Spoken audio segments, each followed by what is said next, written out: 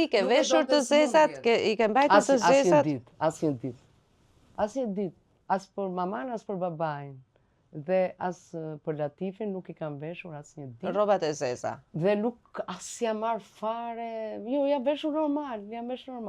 Dhe nuk jam marr fare se çfarë do.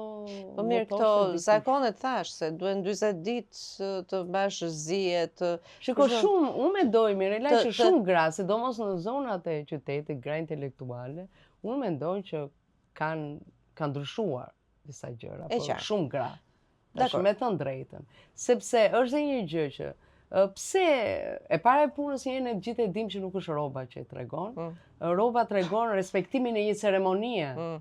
Pra ti je në ceremoni, siç je në një ceremoni dasme do respektosh veshjen, edhe në një ceremoni vdekje ti do respektosh ceremoninë. Janë kodet. Ke kodet. Dhe pastaj jeta është normale, nuk mundesh ti, sepse ti mund të vishësh me zeza për mod, po je e lyer, je e zbukuruar, gjan bukur. Dërsa kur vishesh si korb i zi, edhe në zyrë dhe në vendin e punës, ti merresh me median dhe nuk do ta lejon te njeri. Po edhe unë në zyrën time në një farë mënyre ose edhe në vendet e tjera. Njerëzit duhet ta respektojnë veshjen e zyrës, jo të respektojnë dhimbjen e vet le ta mbaj për vete. Ky është paktën mendimi im. Mund të jetë pak. Dhe ti e ke aplikuar. Jo, ti e ke aplikuar këtë. Po me atë zinë e shpirtit tani. Ti hye në një shtëpi që kishte ndarë me Latifin. Po. Ty çdo gjë në atë shtëpi. Dhe ti jeton në atë shtëpi. Por në ato fillime dua ti. Momenti që ti kuptove që nuk do jetoj më me të, nuk do të ishte më ajri i ti aty, nuk do të hynte më ai në derë etj. Do të thënë ka një lloj zije të kësaj natyre që të kaplon shpirtin, mendjen, zemrën. Dhimbja më e tmerrshme ka qenë kur kam nxjerr rrobat, që mora ato kremastare.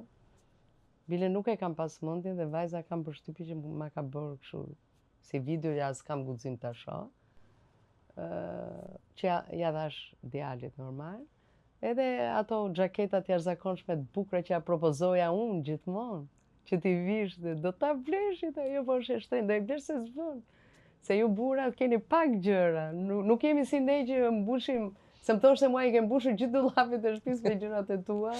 Edhe mezim ke lënë një vend pa ato, ai vendi i vogël i do mbushet me xhaketat më të mira.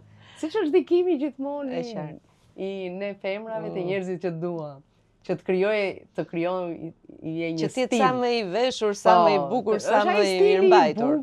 Kur ti ke stil, nuk ka të bëj shumë ajo shumë e shtrenjtë apo shumë e lirë. Ke krijuar stilin tënd. Edhe kjo është shumë e bukur. Ti ja diktove atë stil. Dhe ishte ajo ka qenë një nga gjërat. Kur nxore rrobat e ti. Po, ajo një dhe mungesa e asaj që ja kam dhënë me gjithë shpirt që makinën ta përdorte djali Latifit, e kam uruar me gjithë shpirt që ta gëzonte bashkë me shoqen e vet që ka në krah, dhe janë njerëz shumë të mirë.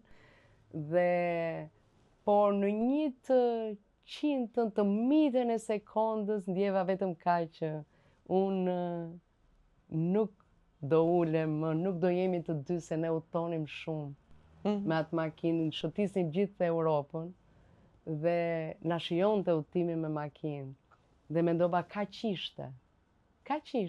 Për të ndjekur episodet e plota të intervistave, subscribe në kanalin Mirela Milori në YouTube.